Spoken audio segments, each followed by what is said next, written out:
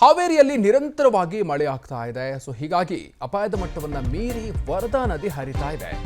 ಹಾನಗಲ್ ತಾಲೂಕಿನಲ್ಲಿ ಹಲವು ಸೇತುವೆಗಳು ಮುಳುಗಡೆ ಆಗಿರುವಂತಹ ಘಟನೆಗಳು ಕೂಡ ಆಗಿದೆ. ಬಾಳಂಬೀಡ ಅರಿಲಕಮಾಪುರ ಸೇತುವೆ ಮುಳುಗಡೆ ಆಗಿದೆ. ಸೇತುವೆ ಮುಳುಗಿ 10ಕ್ಕೂ ಹೆಚ್ಚು ಗ್ರಾಮಗಳ ಸಂಪರ್ಕ ಕಡಿತ ಆಗಿದೆ. ಹಾವೇರಿಯಲ್ಲೂ ಕೂಡ ಮಳೆಯ ಪರಿಣಾಮ ಇದು. 10ಕ್ಕೂ ಹೆಚ್ಚು ಗ್ರಾಮಗಳ ಸಂಪರ್ಕ ಕಡಿತ ಆಗಿದೆ. ಸೇತುವೆ ಮುಳುಗಿರುವಂಥದ್ದು. ವರದಾ ನದಿ ಅಪಾಯದ ಮಟ್ಟವನ್ನು ಮೀರಿ ಹರಿತಾ ಇದೆ. ಸೇತುವೆಗಳು ಕೂಡ ಮುಳುಗಡೆ ಆಗ್ತಾ ಇರುವ ಪರಿಣಾಮವಾಗಿ 10ಕ್ಕೂ ಹೆಚ್ಚು ಗ್ರಾಮಗಳ ಸಂಪರ್ಕವೇ ಕಡಿತ ಆಗಿದೆ. ಪ್ರಮುಖವಾಗಿ ಹಾನಗಲ್ ತಾಲೂಕಿನಲ್ಲಿ ಇದರ ಪರಿಣಾಮ ಹೆಚ್ಚಾಗಿದೆ. ಬಾಳಂಬೀಡ ಅರಿಲಕಮಾಪುರ ಸೇತುವೆ ಮುಳುಗಡೆ ಆಗಿರೋದು. ಹೀಗಾಗಿ ಸುಮಾರು 10ಕ್ಕೂ ಹೆಚ್ಚು ಗ್ರಾಮಗಳ ಗ್ರಾಮಸ್ಥರೇನಿದ್ದಾರೆ ಇದೀಗ ಸಂಪರ್ಕ ಕಡಿತಗೊಂಡಿದ್ದಾರೆ. ಸೇತುವೆಗಳು ಮುಳುಗಿರುವ ಪರಿಣಾಮವಾಗಿ ಈಗ 10ಕ್ಕೂ ಹೆಚ್ಚು ಸೇತುವೆಗಳು ಹಳ್ಳಿಗಳ ಸಂಪರ್ಕ ಕಡಿತ ಆಗಿದೆ.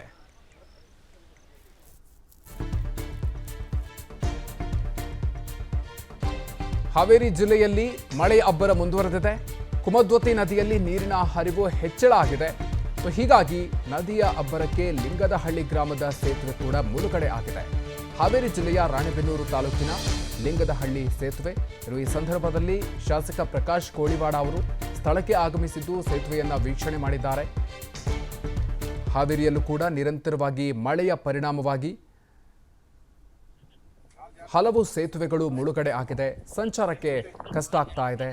ಸಾಕಷ್ಟು ಹಳ್ಳಿಗಳು ಸಂಪರ್ಕವನ್ನ ಕಡಿತಗೊಂಡಿದೆ. ಶಾಸಕರು ಇವತ್ತು ಭೇಟಿ ನೀಡಿದ್ರು. ಶಾಸಕ ಪ್ರಕಾಶ್ ಕೋಳಿವಾಡ ಅವರು ಸ್ಥಳಕ್ಕೆ ಭೇಟಿ ನೀಡಿ ಪರಿಶೀಲನೆ ಮಾಡಿದ್ದಾರೆ.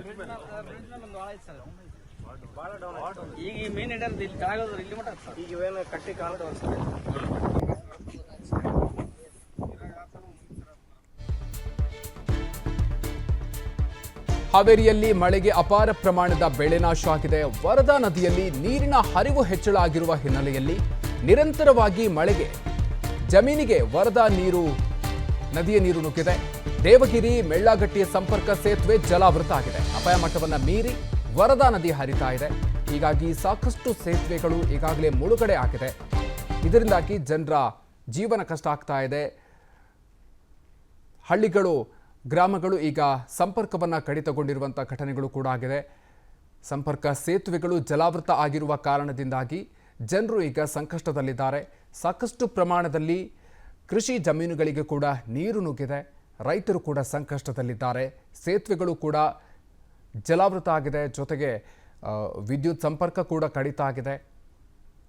ಅಪಾಯದ ಮಟ್ಟವನ್ನು ಮೀರಿ ವರದಾ ನದಿ ಹರಿತಾ ಇದೆ.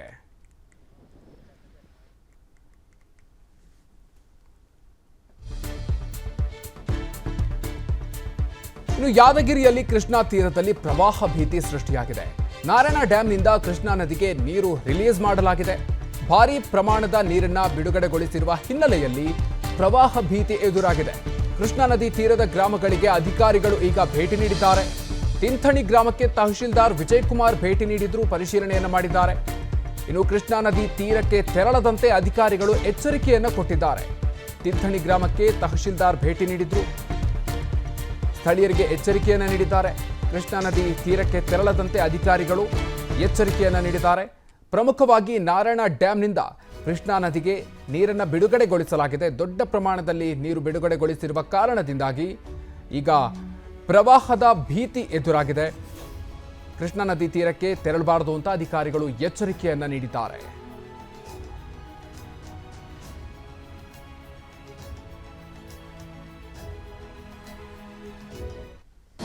ಅನುಕ್ಷಣದ ಸುದ್ದಿಗಳಿಗಾಗಿ ವಿಸ್ತಾರ ನ್ಯೂಸ್ ಯೂಟ್ಯೂಬ್ ಚಾನೆಲ್ ಸಬ್ಸ್ಕ್ರೈಬ್ ಮಾಡಿ.